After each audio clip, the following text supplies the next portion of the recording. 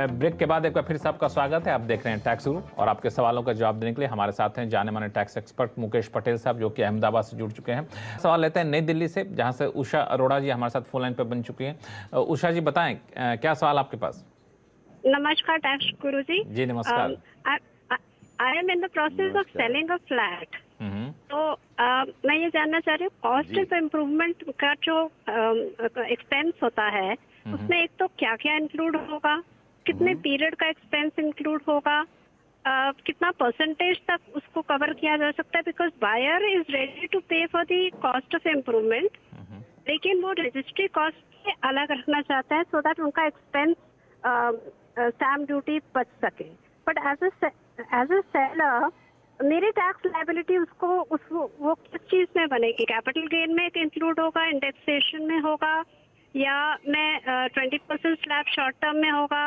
इन चीजों के बारे में मुझे थोड़ी सी उलझन है जो मैं जानना चाहती हूँ टैक्स गुरु से। बिल्कुल आपके सवाल का जवाब देंगे हमारे टैक्स गुरु।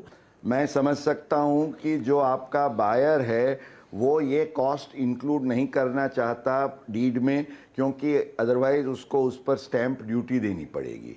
और जैसे आपने बताया ये सब सॉफ्ट फर्निशिंग वगैरह के आपने कुछ रेनोवेशन उसके चेंजेस किए हैं। It has nothing to do really with the value of the property.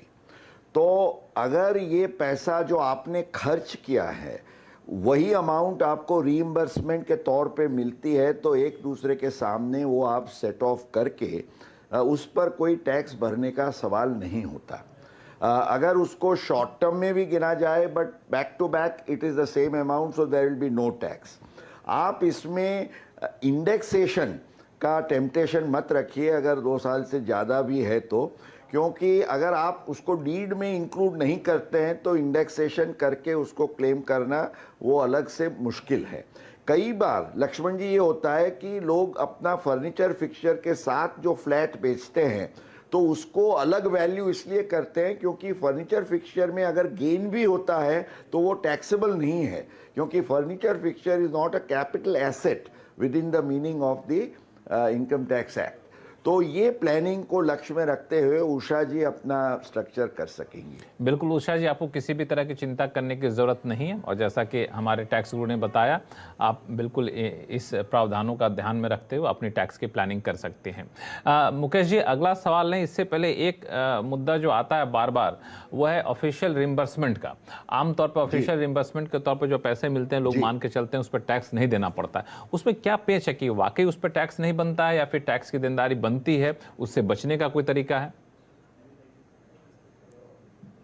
बिल्कुल लक्ष्मण जी, ये बहुत इंपॉर्टेंट पॉइंट जो आपने रेस किया, क्योंकि होता क्या है कि आम तौर पे ये माना जाता है कि भाई आपको एम्प्लॉयर से जो कुछ भी मिला तो that is part of your salary, either salary या परक्विजिट या जो भी कहें। पर कोर्ट्स ने, और ये कोई आज की नई पोजीशन नहीं है, मुझे याद है the most celebrated decision on this point जब हमारा एक ब्रिटिश इंडिया हुआ करता था, उन दिनों में हाउस ऑफ लॉर्ड्स का एक ओवन वर्सेस बुक के केस में ये प्रिंसिपल तय किया गया कि अगर एम्प्लॉयर एम्प्लॉई को जो कुछ देता है जिससे एम्प्लॉई को कुछ फ़ायदा नहीं होता है और एम्प्लॉई जो उसको मिलता है वो एम्प्लॉयर के हित के लिए ही उसको खर्च करता है। जैसे आप ट्रैवल पे गए, बिजनेस ट्रैवल पर, और आपने एम्प्लॉयर के लिए जो कुछ काम किया उसके लिए आपने अपना ट्रैवलिंग, होटल एकोमोडेशन, कन्वेयंस वगैरह का खर्च किया, उसका आप रीइंबर्समेंट लेते हैं। पैसा आपको जरूर मिलता है क्योंकि एक बार आपने खर्च किया, पर ये आपकी टैक्सेबल इनकम नहीं है। तो ये एक सेटल्ड पोजीशन है कि if it is an official reimbursement for the work that you have done for your employer, Lakshman ji, उस पर कोई टैक्स लगेगा नहीं। तो बिल्कुल आप निश्चिंत हो जाइए, ऑफिशियल रिम्बर्समेंट मिलता है तो उसको खुशी खुशी ग्रहण करिए, उस पर कोई आपको टैक्स देने की जरूरत नहीं पड़ती है। चलते हैं करीमगंज असम में।